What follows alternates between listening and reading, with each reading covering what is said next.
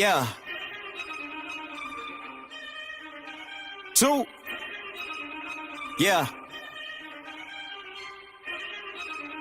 Aye. I'm jacking the beat, you calling the cops, the yapping is cheap, I call you the ops, the rapping is heating, it's all cause of pop, you get a leak for the ball, get a drop, feel like I'm wrong when I double it back, cause I'm making it harder to catch that, but I covered the ticket, I call you to visit, you tipping and hit up the cash app, baby girl been round for it, yeah, in the old days, I was stuck in old ways, never really trying to flip the old page, young man tripping at an old age, thinking eyes flicking, had a low wage, led the bro days, then a slow praise, thinking it'd be different, it would gon' change, then it really didn't, it's a cold game, yeah, ayy, all I really wanted was the money in the pocket, got over money, but the money ain't a topic, like Bill Doe and the money gotta stop it, kid need food and the whip need juice, I'ma get these views when the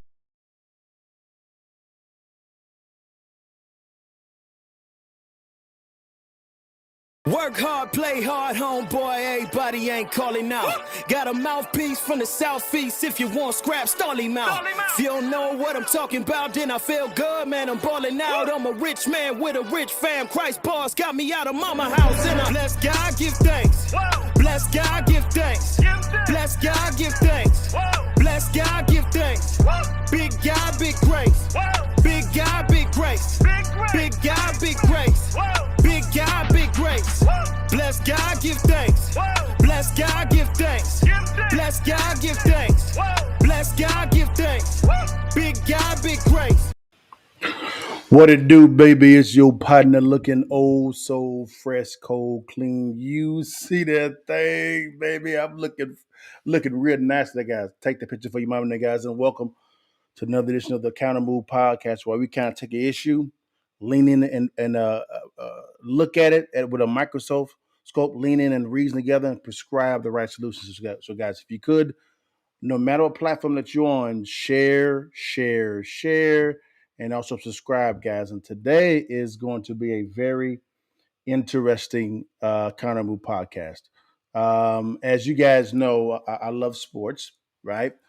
And I have been through my boy from Off Script Media, Abrion Scott. We call him Scott A. He very so eloquently introduced me to HBCU football. You know, the FAMU and the Grambling State Tigers and Howard and so on and so forth. And my little brother, full disclosure, was a former drum major at Grambling State University. And I began watching it, and of course, the off-script crew, the whole media crew over there, they kill it when it comes to doing things the right way, man. And of course, something actually happened. Okay, FAMU, right, won the national championship this year. It was historic, which was great, wonderful. But what happened shortly after that was, man, the HBCU national champion head coach, Willie Simmons, leaves FAMU.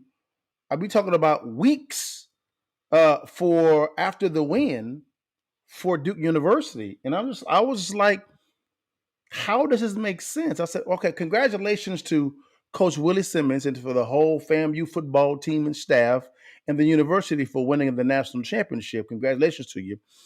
But what tripped me out also, guys, was this here is, why would the most valuable asset in HBCU sports, right, leave just weeks after winning the national title, being at the pinnacle of HBCU football sports? Why would he leave to go to another university? I know it's a PWI, a Power 5 school in the ACC, but why would he leave at the pinnacle of his success?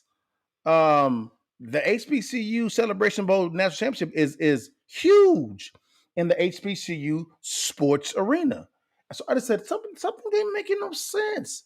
So I said, how did this happen? So I said, let's walk through the timeline. So guys, let's walk through this. Let's walk through FAMU now wins the national championship. I want you to see the players, the fans, the coaches. This is a big deal. This is a national title. So let's walk through the timeline and we can kind of see how we got here. Here we go. Let's walk through it real fast. Here we go, guys. A new champion rose. It is the Florida A&M Rattlers who now claim the Celebration Bowl title after taking down the Howard Bison 30-26 in Mercedes-Benz Stadium. Coach Willie Simmons said that the message to the team all season long was that it was our time, and they certainly proved it today. Yeah. Feels amazing. Yeah. Again, just so thankful for these young men, for what they've encountered, what they've endured. Just the blood, sweat, and tears. Yeah. Ever since we put this team together in August, they've done everything we've asked. And today's a culmination of 5 months of just grinding it out, sacrificing. And I told them, just give me 5 months. And on December 17th, you can blow it out. It's time to blow it out. Hey, man. The SWAC Defensive Player of the Year, Isaiah Major, lived up to his name today. He made a lot of major plays, but he made the biggest one late in the fourth quarter. He got the game-winning interception to seal the win for his Rattlers.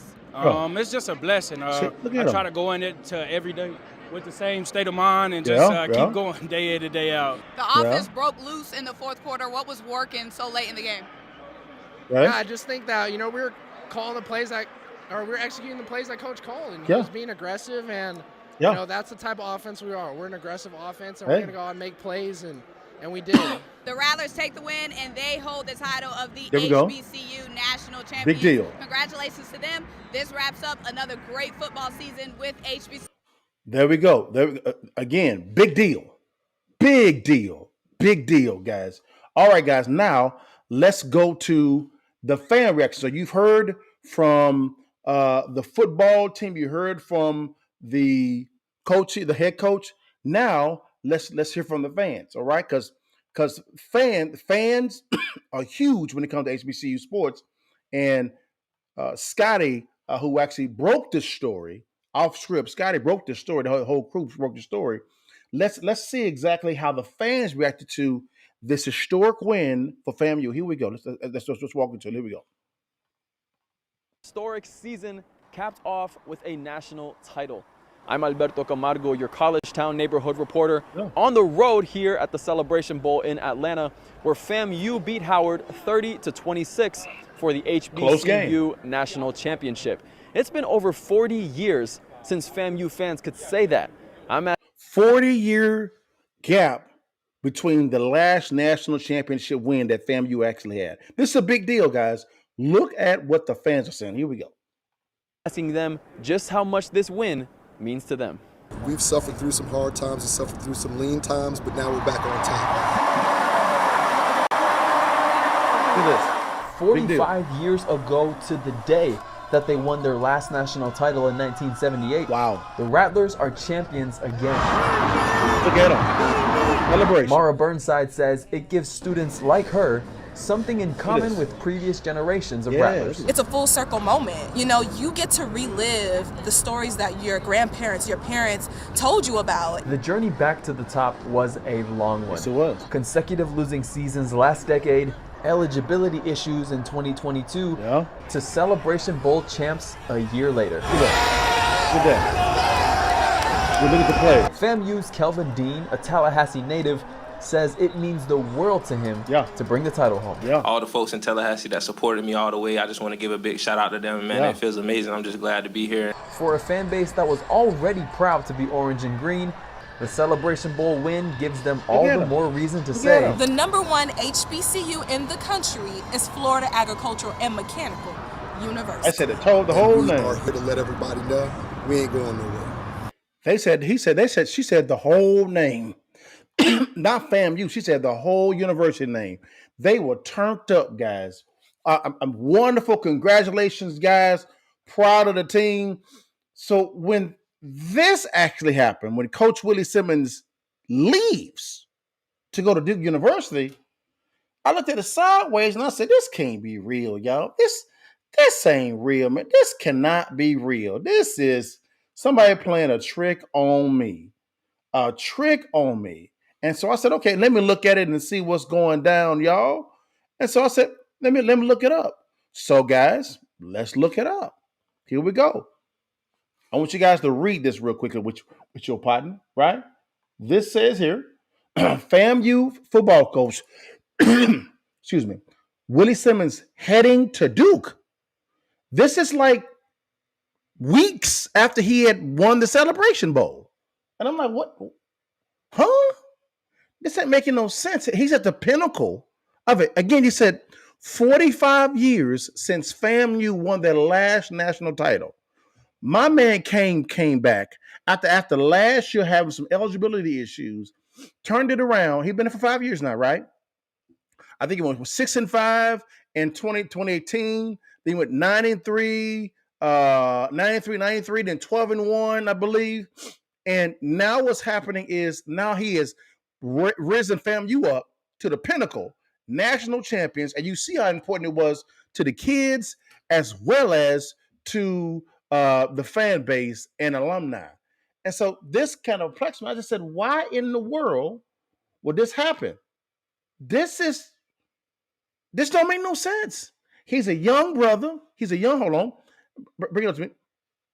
He's a young brother, right? Young man, right?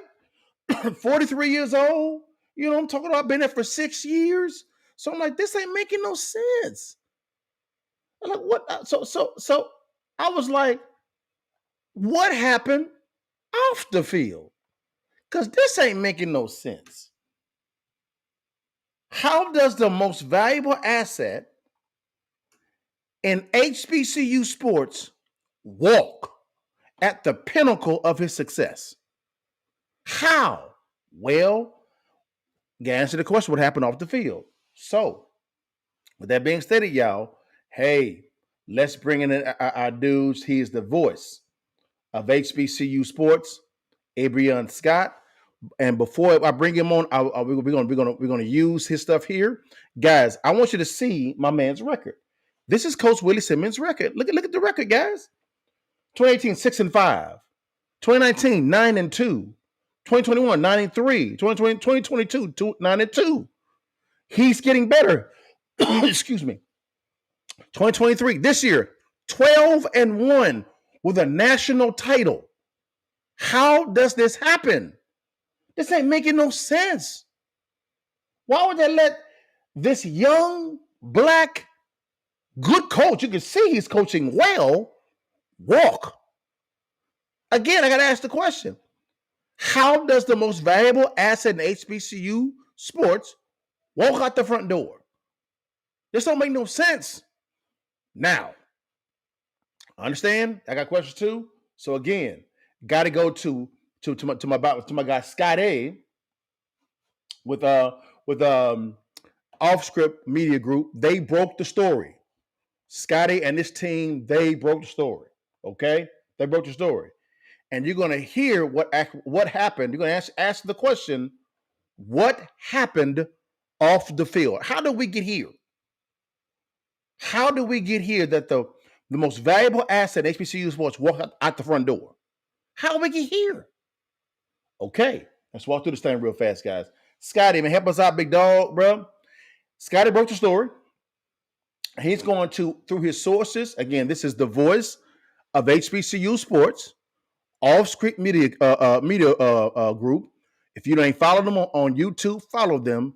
All things HBCU, he's the guy. He and his team, they're the guy that actually breaks it.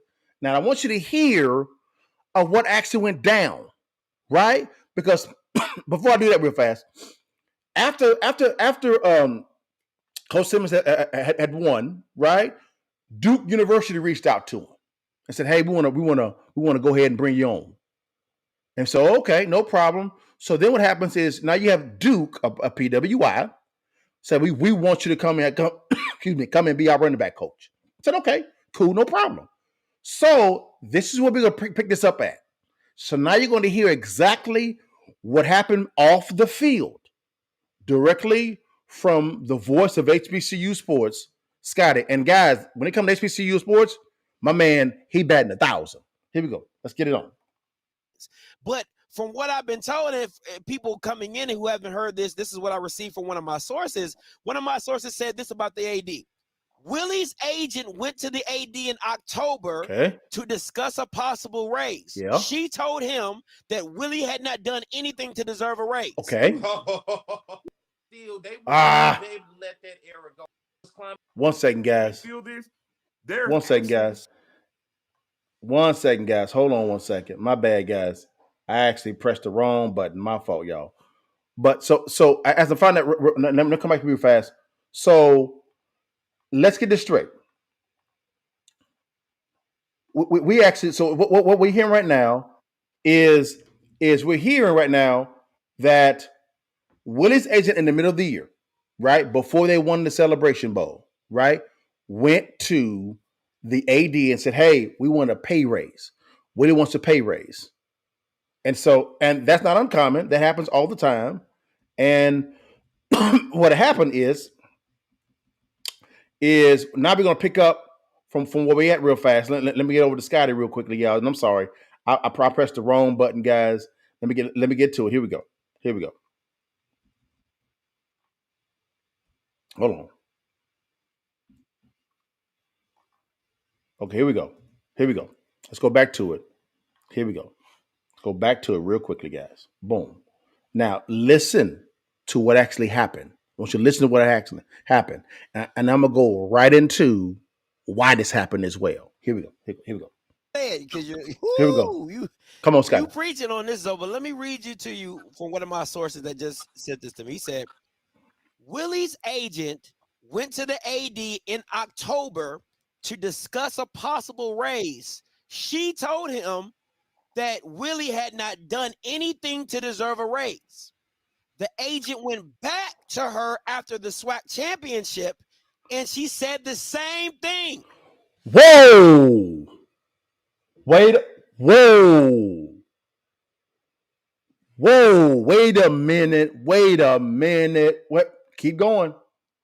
She has known about this offer for 2 weeks. Wow. And was trying to call his bluff. Willie is leaving because he no longer wants to work with her. Wow. Wait a minute. Let's hear that again, y'all, for the folk in the back row. Here we go. Let's hear this again from the top. I want y'all to hear again, this is the most valuable asset in HBCU sports.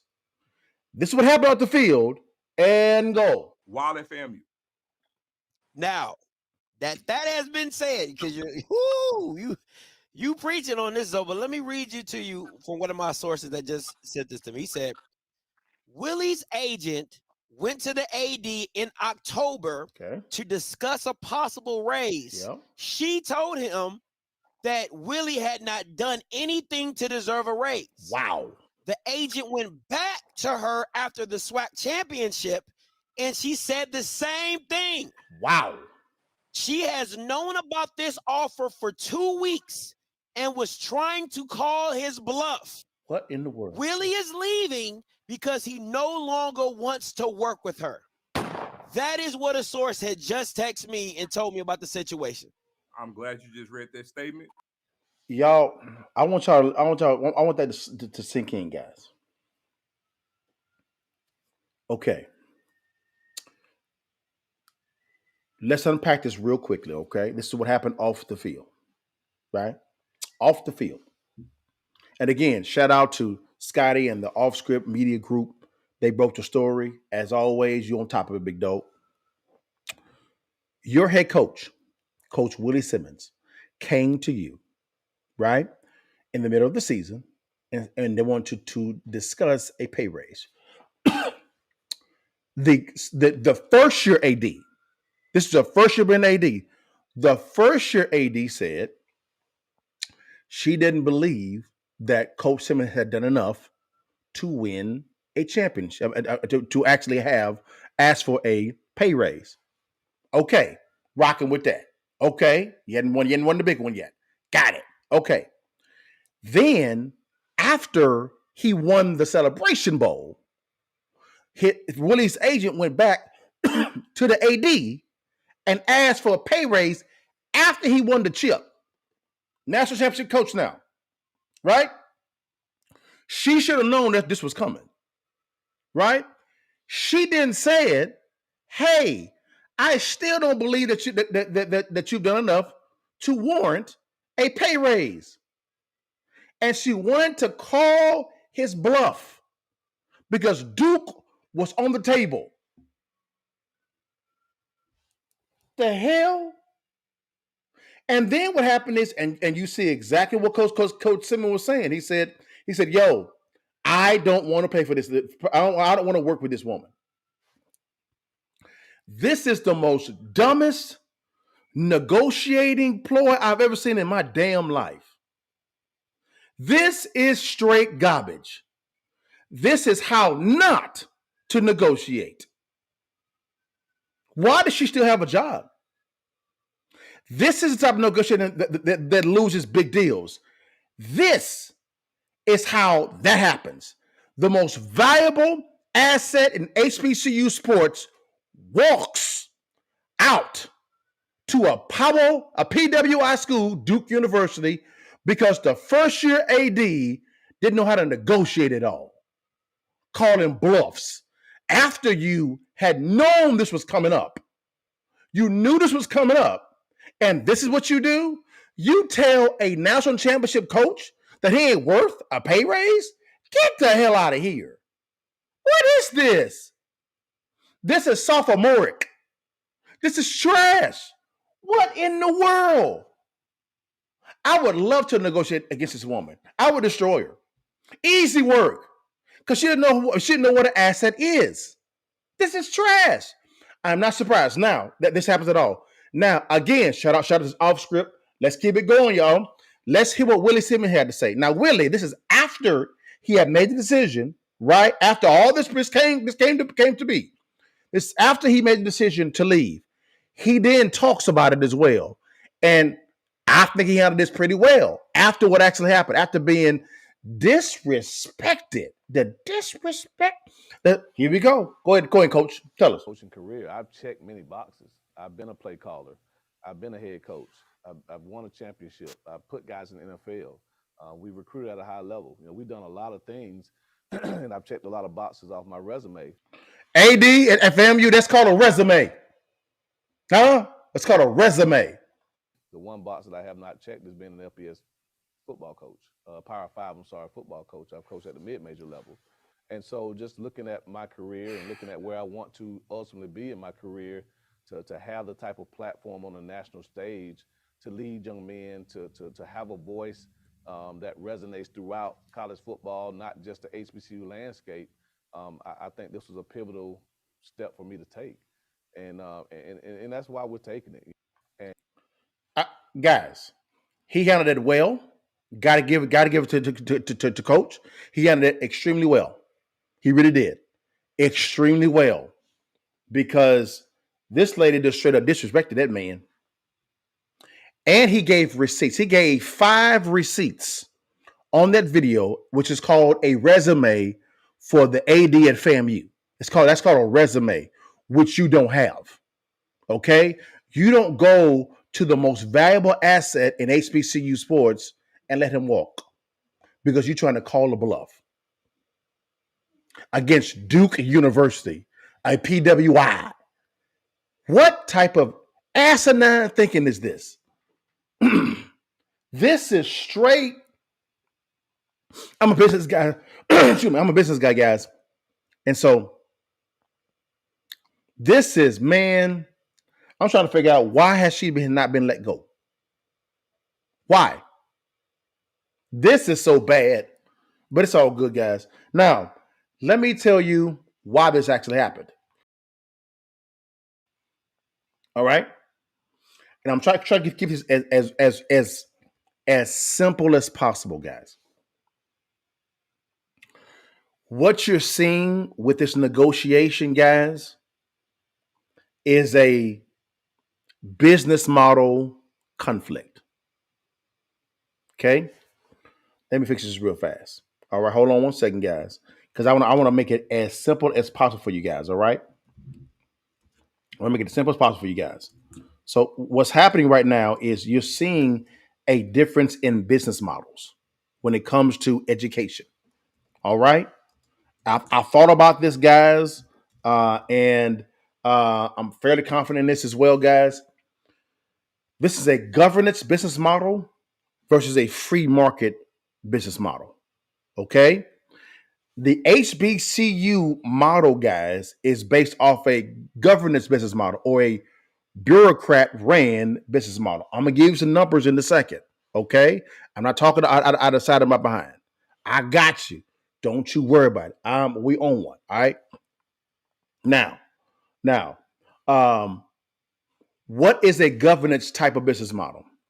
It's a business model, guys, that you have. It's a bureaucrat ran type of model. That's why the word governance is there, like government. You have a small group of professionals making the decisions for everybody. In other words, what is an asset? What's a liability? They determine what those definitions are, not the word themselves. All right. It's a very type of liberal or progressive leaning type of mentality. Is a select few determine what's valuable and what is not. Very simple. A free market scenario is the marketplace determines what is valuable or not. In other words, why is Apple worth so much money in the free market? It's because the consumers have determined through the buying or exchanging of commerce for product and services that Apple is worth over $3 or $4 trillion. Okay, or over $1 trillion. It's a free market enterprise, right? They go by the definition of what an asset is, definition of what a liability is, right? The true definition. It is not a bureaucrat ran, it's a free market ran. Now, you notice I have HBCU by governance business model and PWI by free market business model. Let me show you why I did that, okay? And this is not to bash on HBCUs at all or to proper PWIs at all. This is to answer the question of this question. How does the most valuable asset in HBCU sports walk? We got to answer that question because this actually happened also with Deion Sanders. But Willie's is different because Willie has really, from a football standpoint, outperformed Deion. He has more tenure there, better record there in his tenure, and also he's won a national title. Deion lost twice in the national title game. Okay? So you're seeing how Willie, from a football standpoint, is more valuable or has accomplished more in the HBCU space. That's why I call him an asset, right? Now we're gonna determine how it actually works. Now, let me ask y'all a dumb question, okay? A dumb question. Let me go back to this here. And I'm going to use two universities. I'm going to use the University of Texas and FAMU as an example, right? I'm not comparing dollars at all. I'm looking at business models, okay? Business models. Here we go. Rock with me. Let me ask you guys a question. Do you know who the president of the University of Texas at Austin is? I don't either. Nope, not at all. Number two, do you know who the football coach of the University of Texas at Austin is? Yes. Yes, you do. That's Coach Sarkisian. Yes. Mention another question. Do you know who the president of a University of Alabama is? No, I don't. Do you know who the president? You know who the football coach is of Alabama? Nick Saban. Right? Flip it. So to say from a free market scenario, guys, right? From a free market scenario, the football coach holds the PR name at the university. The president, we don't know who that dude is. Now flip it. When it comes to a HBCU, right? Who's the most popular person on the HBCU campus? And the coach. It's the president. It's the president. It's flipped, right? It's flipped. Now watch this. Let me prove it to you real fast, guys. I'll prove it to you real quickly here, right? Let's go here. Boom. Today, I found out who the president of the University of Texas at Austin was. His name is Jay Hartzell. Never heard this guy before in my life. His annual salary is $1.25 million annually. This is as of 2020, right? He's probably making a little bit more. It's fine, but we just hard numbers. $1.25 million. That's his salary. Right? Not bad. Make some coin a little bit, right? Now, let's go over here. Coach Sarkisian. Now, the University of Texas was in the college football playoff. Unfortunately, they lost to Washington at a great game. But let's look at Coach Sarkisian's salary. His salary, right? Here you go. Coach Steve Sarkisian's salary will earn $34.2 million in base pay over the length of his 6-year contract. It's safe to say $34 million divided by 6 is more than $1.2 million, right? Yeah, but hey, I know folk in the back row. It's okay, baby. Folk in the back row. I got you, baby. Let's go to the numbers. I got you big time. Don't you worry. All right. So again, the president of the University of Texas was making $1.2 million a year. I know this is a dumb question, but indulge me real fast. Steve Sarkisian is making 34, right? $0.2 million, right? So I'm just making over 6 years. Boom. He's making $5.7 million a year. He's actually making more, right? He's making more. He's making $4.45 million more than the president of the University of Texas. Why? Because the coach of a PWI runs the campus. He runs it.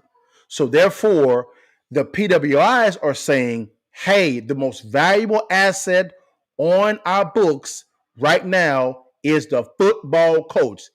Hence, him making $5.7 million, over $4 million more than the sitting president of University of Texas at Austin. Because the free market has said, they've said, Steve Sarkisian is an asset. So therefore, we got to pay him as an asset because he's bringing in revenue, right? That makes some sense, guys. Another fun fact, I think Texas is the most valuable college football program in the nation because of football. I think they made over $400-500 million last year. I may be wrong, but I know it's over $400-500 million, I do believe. Again, asset, right? Free market determined that, right? Now, let's look at this compared to the governance model of the HBCU. Let's look at it, guys. Boom. Here we go. I got you, baby. Now, full disclosure, I did not know who the president of FAMU was. Didn't know who he was, guys. Didn't know who he was, but I found out he was. So now let's look at this. This is the FAMU trustees. Okay, this is in 2022. The FAMU trustees, okay, president's contract extension through 2023 amid salary, right? Amid salary increase debate. Now, what is he making? After a contentious discussion between the trustees during Wednesday's governance, right? Committee meeting, right? Ahead of Thursday's Board of Trustees meeting, a 3.5% salary increase, right, was eventually agreed upon, along with a 17.5% bonus of President Robinson's current salary, right? So, okay, so let's look at the numbers. Look at the numbers real fast. Again, I'm a numbers guy. So therefore, we know that the president of FAMU is President Robinson. He was making $436,000. Here we go. $436,000. Let's come back to the numbers, guys. Right here to the numbers. All right. I know you guys are smart. Here we go. So his base salary, guys, right, is $436,000. That's his base salary.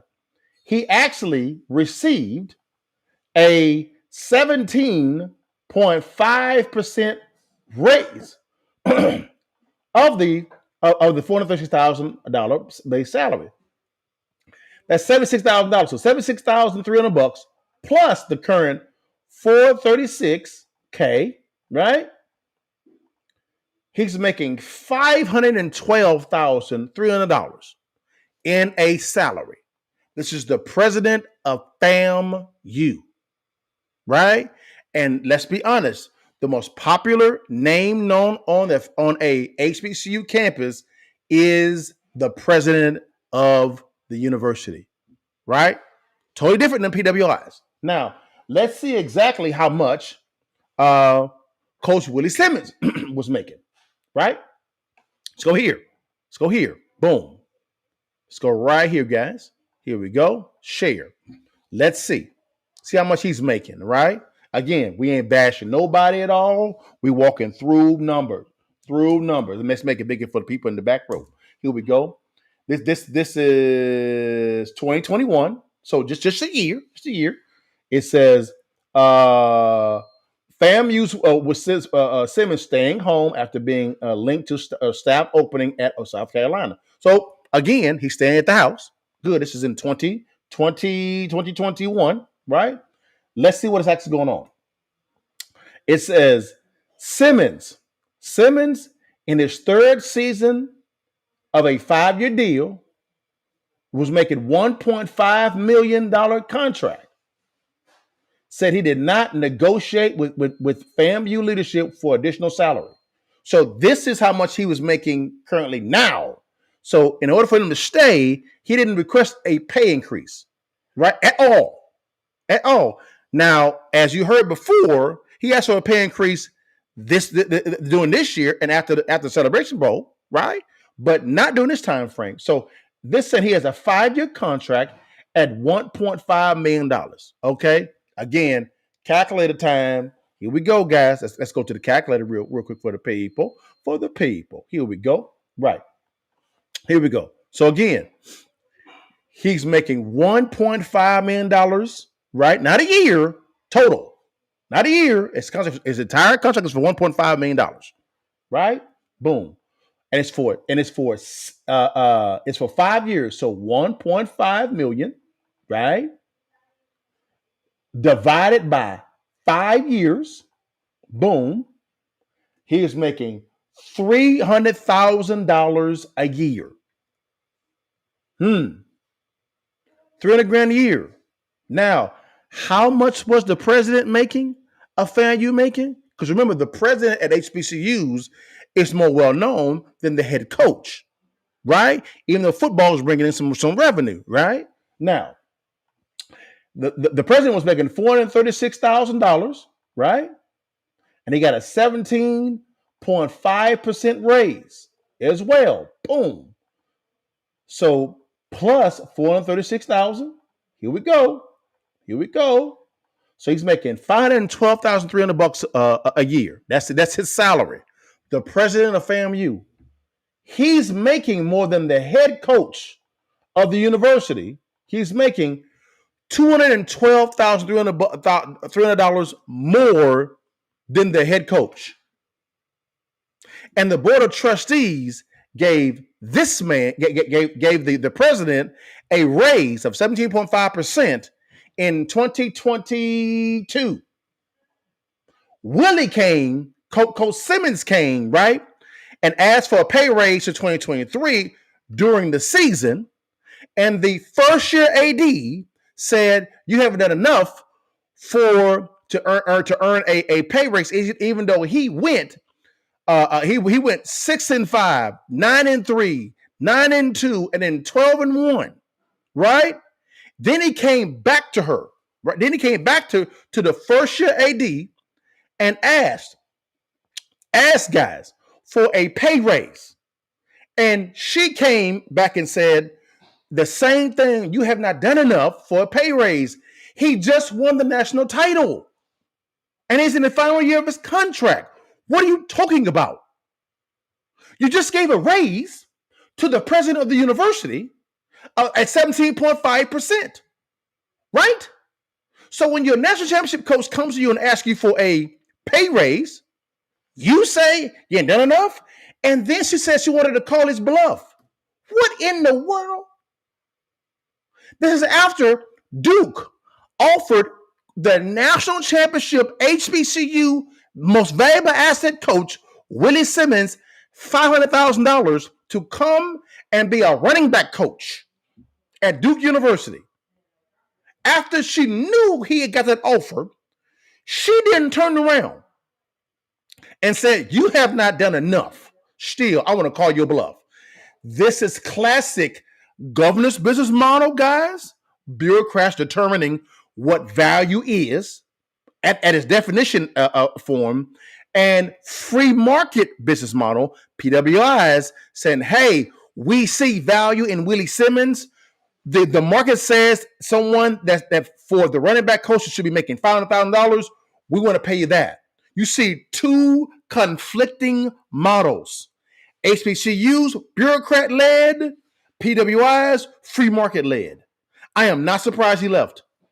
Specifically after the first year, AD came and said, you're not worth it. That's why he said, I don't want to work for you. I'm out. This straight trash. Garbage. I'm not surprised that all this man walked out. I would have left because there was no value. Why would I work for an employer who doesn't value me enough to give me a pay raise after, number one, you gave the president a 17.5% raise last year, and number two, I just won a national championship. The first one in 45 years, and I'm not worth a pay raise, and it's the last year of my contract. Get the hell out of here. This is straight garbage.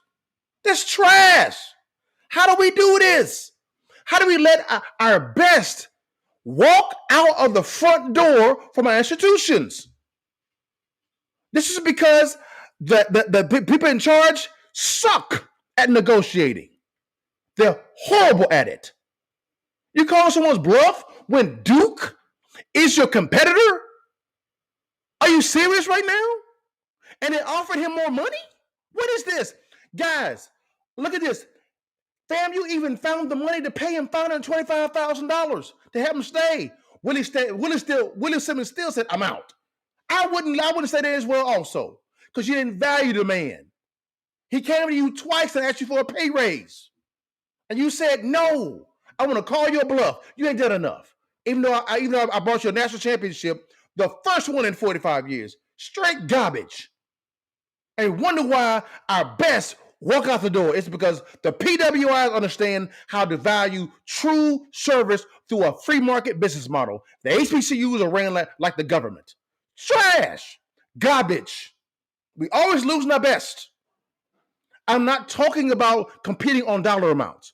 I understand PWIs, guys, they are going to, they make more money. I'm rocking with you. They have more money coming in. I'm rocking with you guys. I'm trying to be transparent with you guys. Real talk. This is about straight value.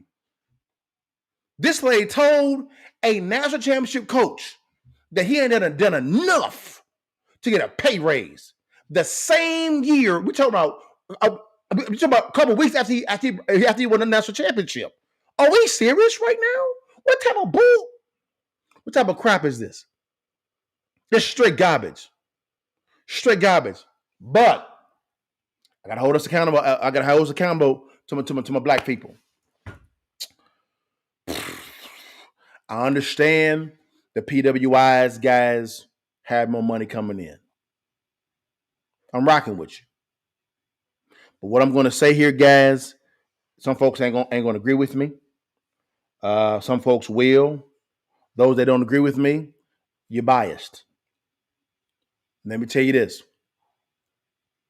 I believe that, and I might get the numbers wrong, guys, so forgive me. At PWIs, their alumni base and donors, I believe, give 40 to 60%, somewhere in that delta there, back to their schools.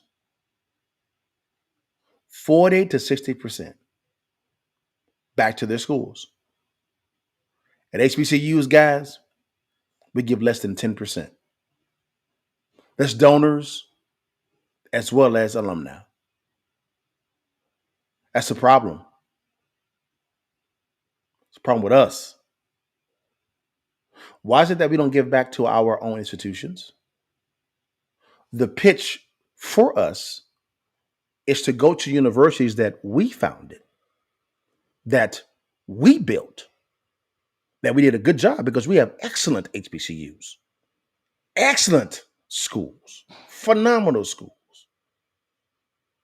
But we suck at giving back to our own universities, guys. And to be honest with you, I'm not surprised at all that HBCUs are ran by a governance business model, guys, because their biggest benefactor, their biggest donor is the government. They've been discipled well by the government, guys, because we don't give back to our universities. We don't. And guys, I'm talking about $5, $10 a month, $15 a month. I'm not talking about a couple $1 million at all. We had Master P talking bad about Howard, about the conditions of the dorms. This is like in 2021, 2022. I did a Countermove podcast on this. What the hell? Bethune-Cookman University received damn near $200 million from 2020 to 2022. Right? $200 million from the government, state and local. And they're complaining about our buildings are falling apart. Where's the money going? You got $200 million. Where the money going? Ed Reed was saying, hey, I'm walking in to these buildings and I'm wondering, yo, is the school getting paid to have empty buildings? This is the potential coach at Bethune-Cookman University. That's why you went off. That's why you went off. We got to do better, y'all. We got to do better, man. If you're asking our people to go to our institutions, which are great institutions, we got to also, guys, give back to our universities. But at the exact same time, guys, we got to change the leadership structure up there as well, guys. This whole governance business model is straight trash. We've had two coaches walk out the front door, Dion and Willie Simmons. My case is really being built on Willie Simmons because he's done more than Dion did from a football standpoint. And you saw a direct conflict of a free market business model and a governance business model. It was a conflict there. Willie even got offered more money to stay at FAMU. He said no. Because the bureaucrats, i.e. the athletic director, said, I don't think you've done enough, even though he just won a national championship weeks before. Straight trash. Straight garbage, man. We got to do better, y'all. We got to do better. My grandma said, sweep around your own front door before you sweep around mine. Guys, before we begin pointing fingers at the government or at PWIs at all and getting mad that they're taking our best coaches because they value them more than we do, you got to look at ourselves in our own mirror and say, man, do we have the proper leadership at these universities? Where's the money going? How is it that a HBCU can receive damn near $200 million and you have buildings with mold in them? Players playing in molded uniforms. How is it that Howard had such bad dorms? Now, I believe they fixed it. That's fine. But what I'm saying is, where's the money going? Why are we going to the government every single year for money? Why? The PWIs are not. They're not. They have donors. Now, what's the power of having donors and alumni giving to the university? Great question. This is the power of that. This is when free market comes into play. When Nick Saban, when Texas was looking for a new head coach before Steve Sarkisian went there, guess who they were courting? Nick Saban. They offered Nick Saban $100 million over 10 years. That's $10 million a year. Right? Alabama said, because of donors and alumni said, you better save our coach. They matched it. I said, what else do you want, Nick? And they told the brass, you better match this. Because why? The alumni and the donors are the benefactors to these PWIs. That's not the case when it comes to HBCUs. Our biggest benefactor is the federal government. Our biggest trainer or discipler is the federal government. That's why we have a governance type of business model. Until the model is changed, guys, to where we actually value talent over titles and credentials, we will never see change. Ever, guys. Ever. Are we underfunded? Yes. Do we begin from behind? Yes. But guys, we're in the information age now, big dog. Big dog. Information age now. But African Americans have, I believe, a $1.7 billion buying power. Where is the $1.7 billion going to? I believe the Jews, when it comes to the Jews, guys, they're brilliant at money management and at building legacies, right? I believe the Jewish dollar stays in there, and I may be wrong on the numbers, guys. So for 10 years, I think 14 days.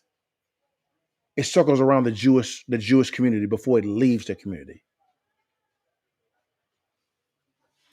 I think when it comes to African Americans, I think we're in the minutes. We're in the minutes. The Jewish culture, 14 days. African American culture, minutes. It leaves. So I gotta ask us, y'all, as a fellow black man, y'all, where our money going? Why are we not building hospitals?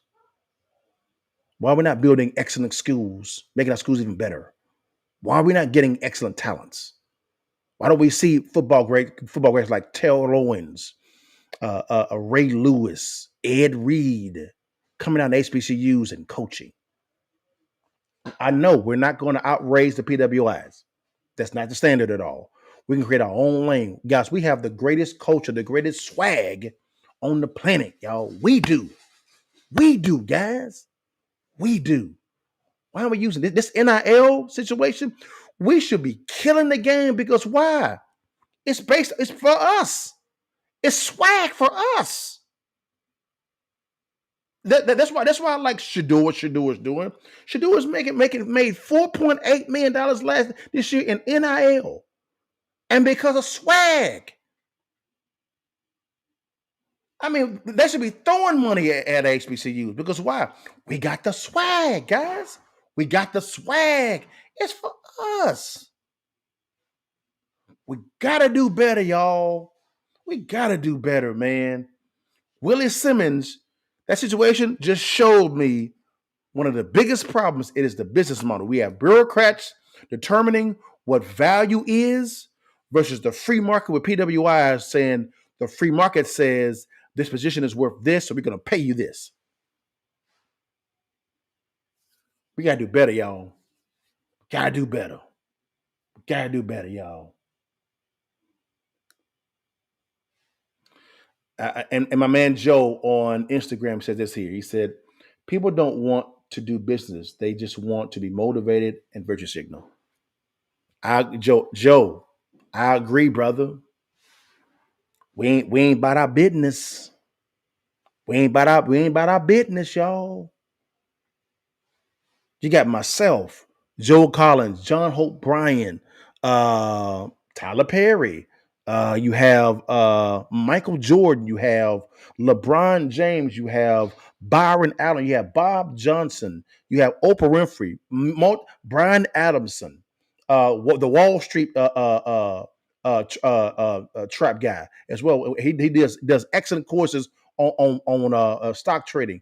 So many African Americans that are multi-millionaires and billionaires. Master P. There's a reason why, guys, the money's not going to HBCUs. But if you go to PWIs, you got corporation Raytheon is giving millions to University of Texas at Dallas. Raytheon is. Fortune 1000 companies are giving to these PWIs. Why is the money flowing to HBCUs? What value are we not presenting that's attracting dollars? Let's stop virtue signaling, guys. Let's begin to say, all right, guys, let's go ahead and put our best foot forward and train our doctors, our attorneys, our presidents, our football coaches, our basketball coaches, our engineers, our farmers. Let's get it. Let's get it. Because guys, we have the potential to be brilliant. Brilliant. We just got to get out of our own way. Guys, we have the tools. We have the tools. We have the institutions. Now we need the right business model around the institutions so we can maximize our potential. I always say a system is only as good as those that run it. Right now, those that are running our HBCUs are straight trash operators. They're garbage. They're terrible at running businesses.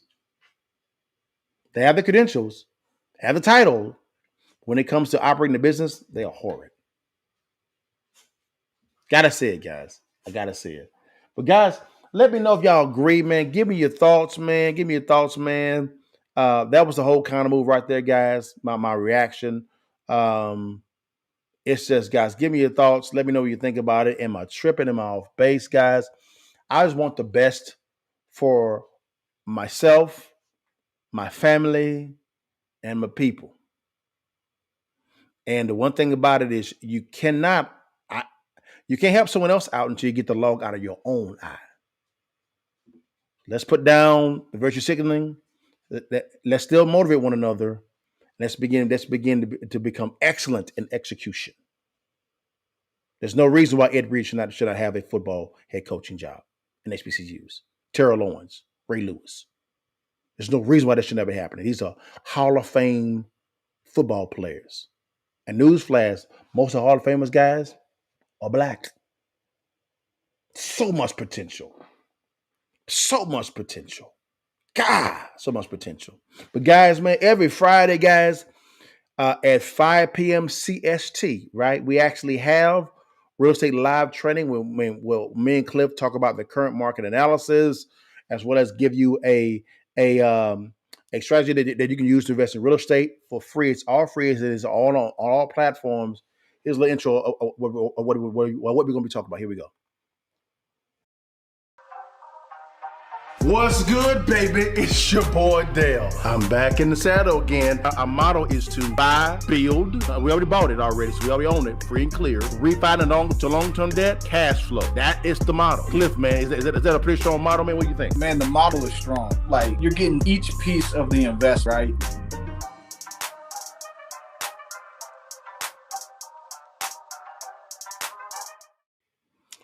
Guys, man, every Friday at 5 p.m. CST on the same channel, guys, you get Cliff and I talking about real estate, the current market of real estate as it is, and also what you should do as a counter move to be able to become very successful in real estate and business, guys. But guys, thank you so much for your time. God bless you. I hope this was beneficial. And again, what are your thoughts? Give me your thoughts. Am I off base? Am I on base? If I'm on base, what solutions would you prescribe to get our institutions at a better business model? And then number two, also, if I'm off base, what am I missing? I'm open to being corrected. But guys, thank you so much for your time. God bless you. You know I end it every single time, guys. Before you leave, and while you can, you see me looking better than you, baby. Take that damn picture and give it to your mama now. And I say with your chest and holler at your partner. God bless you guys. See you tomorrow. Peace.